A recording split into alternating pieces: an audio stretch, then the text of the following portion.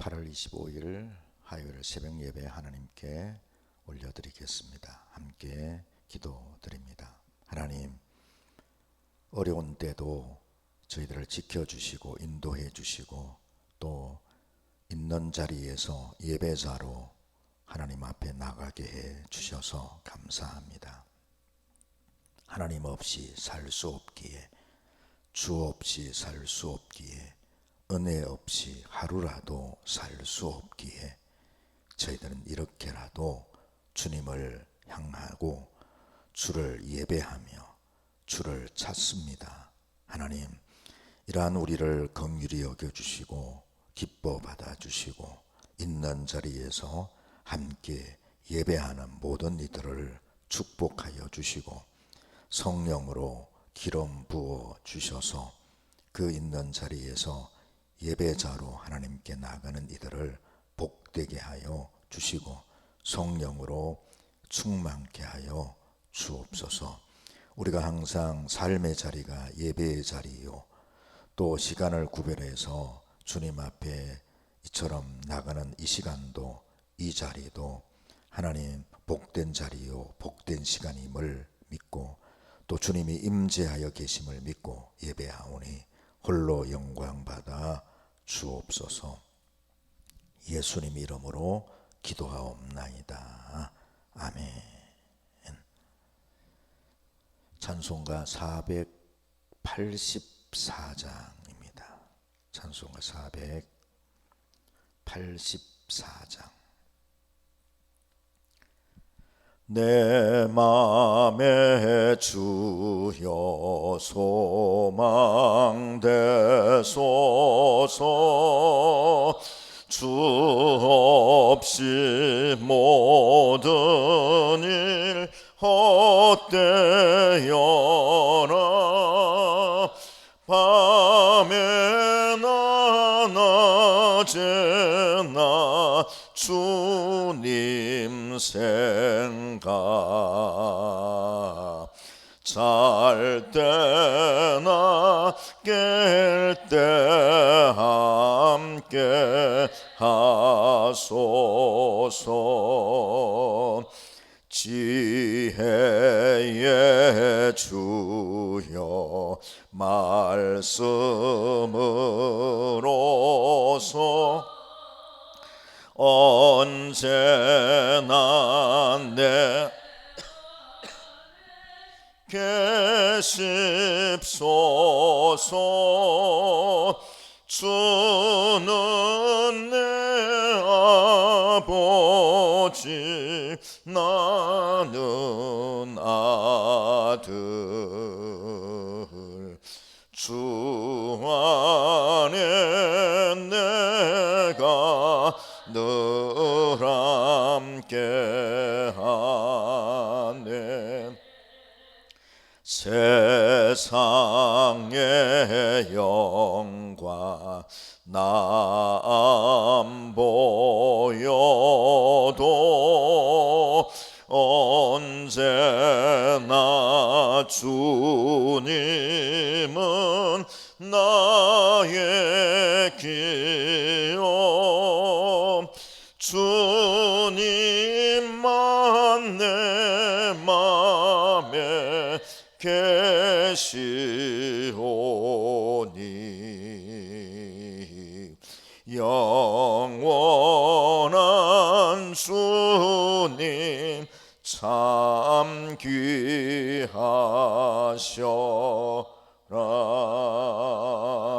영원한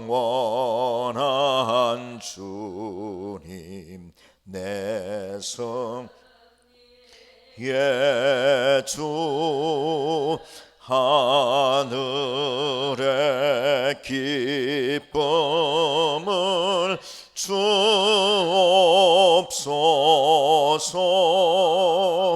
어떠한 고난이 닥쳐와도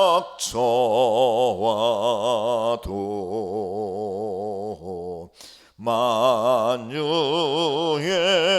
주여 소망되소서.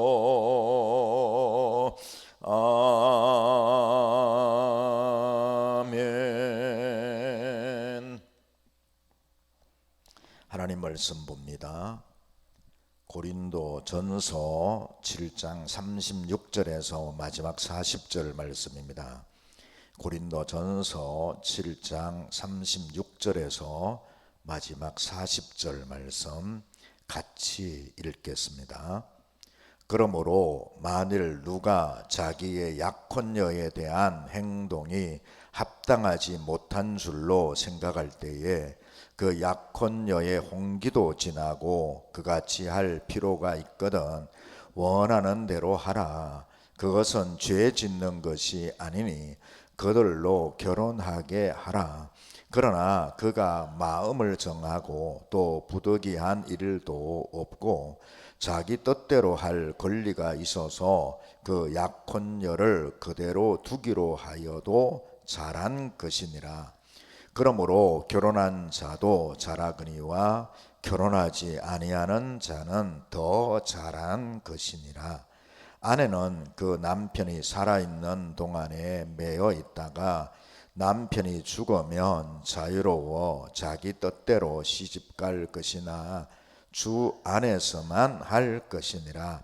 그러나 내 뜻에는 그냥 지내는 것이 더욱 복이 있으리로다. 나도 또한 하나님의 영을 받은 줄로 생각하노라. 아멘.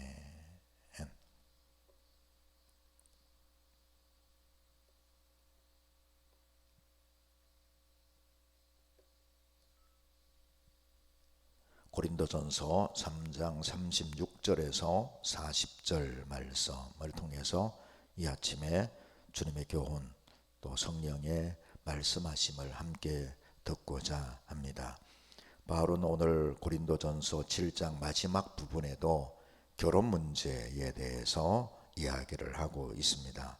오늘 본문은 처녀딸을 둔 부모에 대해서 교훈하는 말씀입니다. 당시에는 이 자녀 결혼 문제는 그 결정권이 누구에게 있었냐 하면 부모에게 있었습니다. 그래서 이 이제 결혼 홍기가 닥쳐온 그런 처녀를 둔 이제 부모가 그 결혼 문제에 대해서 어떻게 할 것인가에 대해서 교훈을 주고 있습니다. 그 표현을 약혼녀에 대한 말씀으로 하고 있습니다. 이 약혼녀에 대한 행동이 합당하지 못한 줄로 생각하면 그 약혼녀의 홍기도 지나고 그같이 할 필요가 있거든 원하는 대로 해라. 결혼하게 하라는 것입니다. 이 부모가 처녀딸을 두었는데 시집을 보내는 것이 맞냐, 시집을 보내지 않는 것이 맞냐를 생각하면서 자기 마음속에 그래도 이 처녀가 이 딸이 결혼을 하는 것이 좋겠다. 그러면 결혼을 시키라는 겁니다.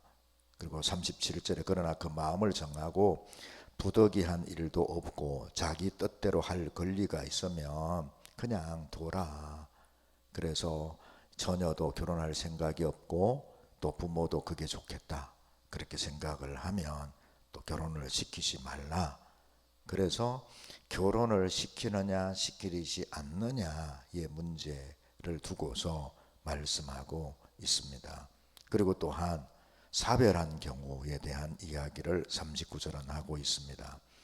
아내는 그 남편이 살아있는 동안에 매여 있다가 남편이 죽으면 자유로워서 자기 뜻대로 시집 갈 수 있다라는 것입니다. 그동안 함께 살 동안 남편과 함께 살았는데 오늘 보면 매여 살았다라는 말씀을 하고 있죠. 여러분 오늘날도 그렇습니다만은 그 당시에 여자의 신분이라는 것이 여러분 노예와 같았습니다.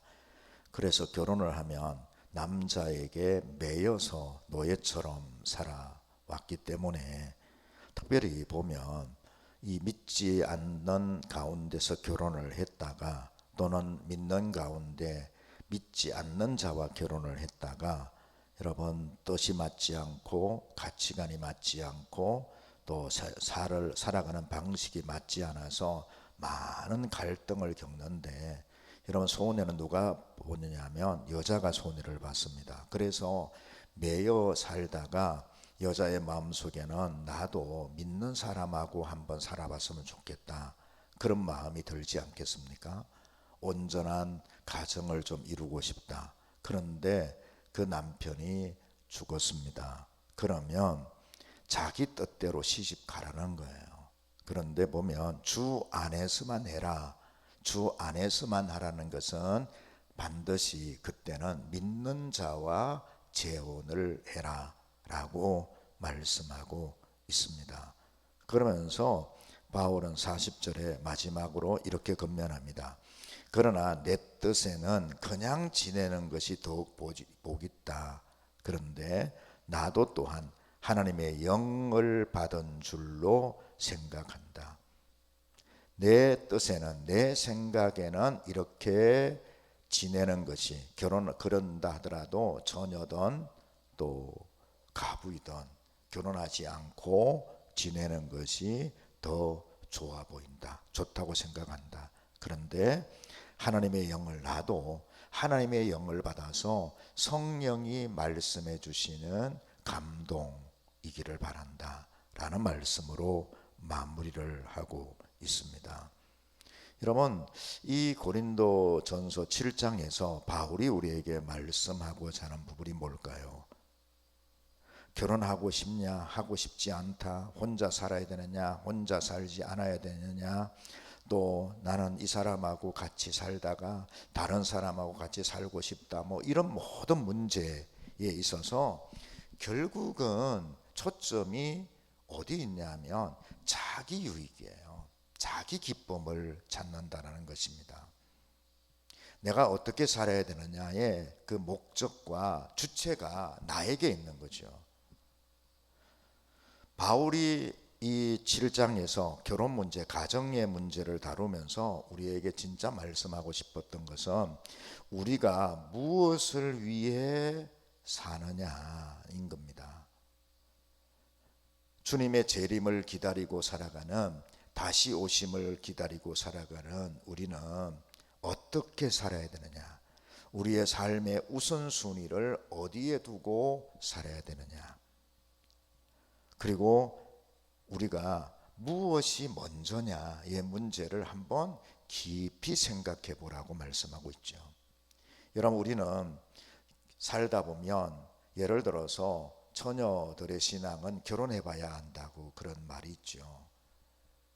청년 때는 그렇게 열심히 섬기다가 결혼을 하면 부부가 서로 보면 주를 생각하기보다도 서로의 눈치를 보고 서로의 비율을 맞추느라고 신앙생활을 등한시합니다. 우선순위가 바뀐 거예요. 삶의 목적이 바뀐 겁니다. 가정의 행복보다도 중요한 것이 뭐냐면 주를 위한 헌신된 삶입니다. 내가 나의 기쁨보다도 내 기쁨을 찾기 위해서 결혼을 하고 또 서로 비율을 맞추고 이런 것보다도 더 중요한 것은 내가 삶 속에서 주님을 어떻게 기쁘게 할까? 내가 사는 목적이 어디 있을까? 내가 살아가면서 가정생활이든 직장생활이든 삶의 우선순위를 어디에 두고 살아갈까?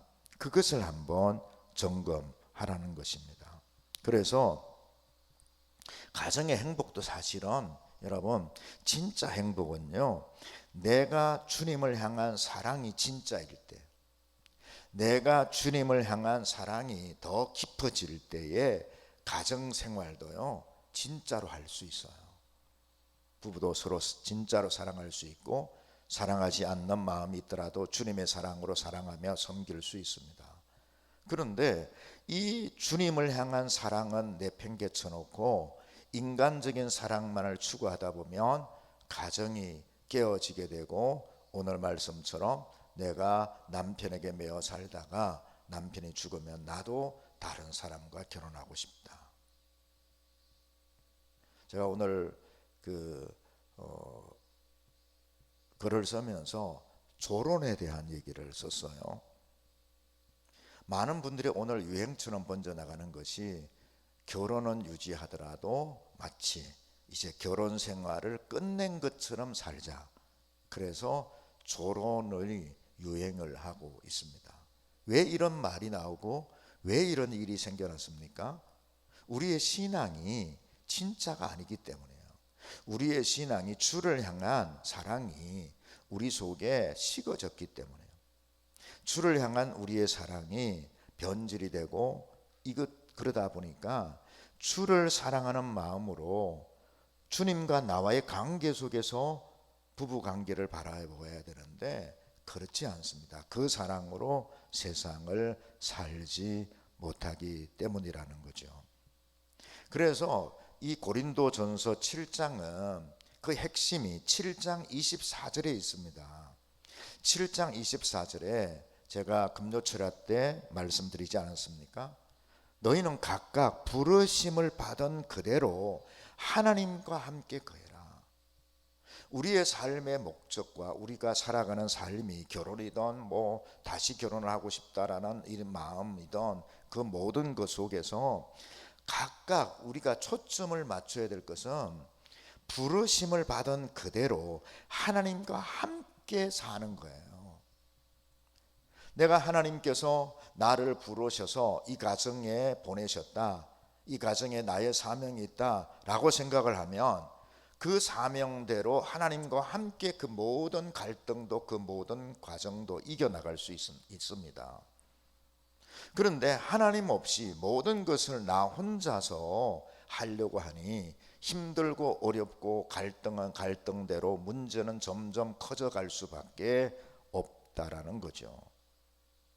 여러분, 우리가 세상을 살 때요, 가정생활이든 결혼 문제든 재혼 문제든 우선은요, 내 삶의 목적이 뭐냐, 내가 왜 사느냐, 주님의 영광을 위한 삶이 아니겠습니까?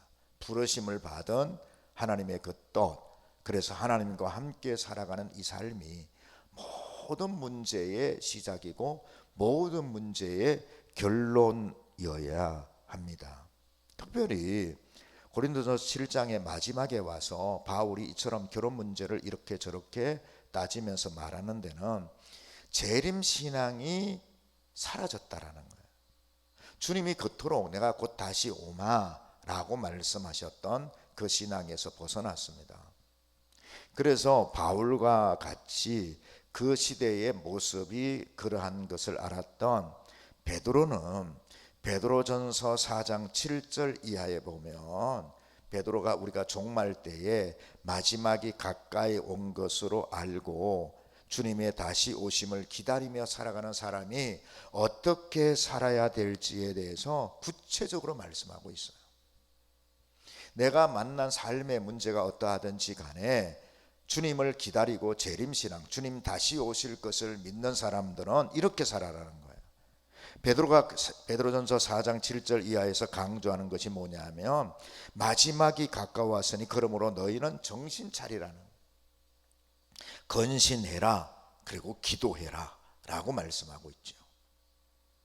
우리의 삶의 자리에서 보면 이런저런 모든 모습 속에서 마지막을 향해 가고 있다라는 생각을 많이 합니다. 마지막 때가 되었음을 우리는 알게 만드는 일들이 참 많습니다. 그 중에 하나가 코로나로 인해서 교회 안에 일어나고 있는 일들입니다. 여러분, 이런 일을 겪으면서 우리는요, 정신 차려야 돼요. 지금 세상이 코로나로 인해서 교회를 이렇게 핍박하는데도 그리스도인들이 정신을 못 차리고 있습니다. 깨어있지 못합니다. 더더욱 기도도 하지 않습니다. 이건요, 잘못된 신앙이에요. 여러분, 우리 난강교회 성도 여러분, 또 영상으로 함께 예배하는 여러분, 이 마지막 때임을 안다면 우리 정신 차립시다. 아멘이시죠? 여러분, 좀 깨어 건신하자라는 거예요. 우리의 영혼이 깨어나야 됩니다. 그리고 이 문제를요, 우리는 섣불리 그냥 어쩌 되겠지, 그게 아니라 깨어서 우리는 기도해야 되는 것이, 이와 같은 일을 만났을 때, 가정의 일을 만났을 때에, 가정의 부부간에 갈등이 생겼을 때, 여러분, 우리가 취해야 할 행동이 뭐냐면 내가 기도가 부족했구나, 내가 너무 안일하게 세상을 살고 내 신앙이 이것밖에 안 되구나 라고 생각하고 엎드리는 것입니다. 그리고 베드로가 두 번째로 강조하는 것이 뭐냐면 무엇보다 먼저 서로 뜨겁게 사랑하라는 거예요. 마지막 때가 될수록 우리는 더 뜨겁게 사랑해야 됩니다. 그런데 우리의 사랑이 점점 식어지지 않습니까? 가정에서 부부간의 사랑도 식어지고 성도 간의 사랑도 식어지고 주를 향한 사랑도 식어지고, 이건요 마귀가 좋아하는 일이에요.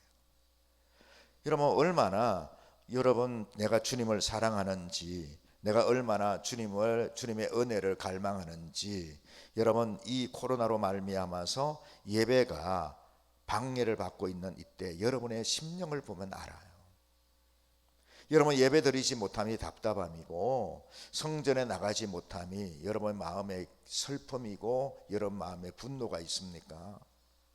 하나님의 전을 사모하고 다윗처럼 내가 하나님의 성전에 거하는 하루가 성전 밖에 사는 첫날보다도 더 좋다라는 생각을 요즘 여러분들이 하고 계십니까?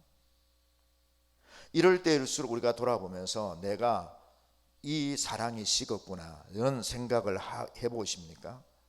그리고 바울이 세 번째로 강조하는 것이 불평하지 말고 서로 따뜻하게 대접하라는 거예요. 우리가 이런 일을 만나면서 불평하지 말아야 됩니다. 또 우리는 나그네를 대접하고 서로 따뜻하게 대접하는 마음을 가져야 돼요. 여러분, 제가 시골에 살다 보면 소 닭 쳐다보듯이 그런 말을 이해가 돼요. 여러분, 보통 시골에서 옛날에 살 때 닭을 어디에서 키웠냐면 닭이 잠자는 자리는 소가 있는 마구간이었습니다. 그래서 소는요 이 닭이 들어오든 나오든 아무런 관심이 없어요. 여러분, 우리가 그런 소처럼 되어서는 안 됩니다.